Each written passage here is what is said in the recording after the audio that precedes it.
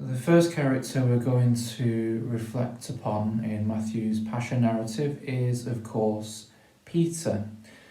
Now, Peter, as ever, represents all of us, human beings who want to be followers of Christ, but sometimes mess it up because of our weakness. And as ever, Peter begins in this narrative by being bold and making claims. He says, even though all the rest of you, these people, these disciples, may disown you, I'll always stand by you. I'll never lose faith in you, Jesus.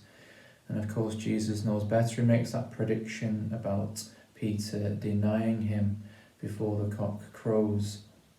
And we see that when Peter does go into the high priest's courtyard and he's spotted 3 times and he's questioned 3 times saying, are you with this Jesus? You're a Galilean, your accent gives you away. And he keeps denying because he's obviously scared. He doesn't want to be caught. He's not ready to suffer in the way that he may have to as a witness to Christ. It's not his time yet. And he weeps bitterly and then disappears for the rest of the narrative.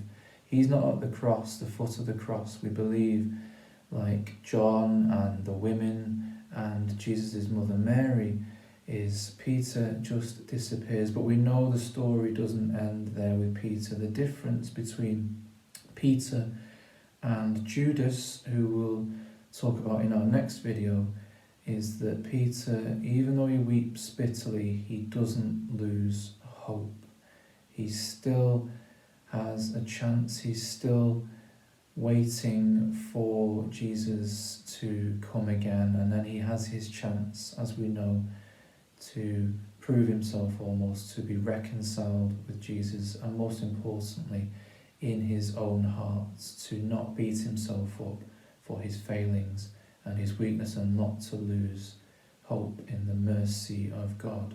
But just one little observation that has been made in the last few decades, that courtyard where Peter is warming his hands and he's spotted and asked 3 times if he is a follower of Christ, that courtyard must have been quite small. The archaeology kind of shows that now, that the place where we think Caiaphas' house was, the courtyard wouldn't have been massive.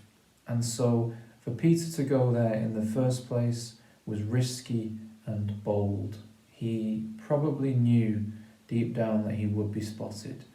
When he was spotted, he didn't have the courage to stand up for Jesus at that point, but he still was Peter. He was still that bold, courageous, risk-taking person, and therefore he is a great example, a great encouragement for us. We can have our great intentions. Sometimes we don't get it right, but like Peter, we know that Jesus is always with us through the cross and the resurrection.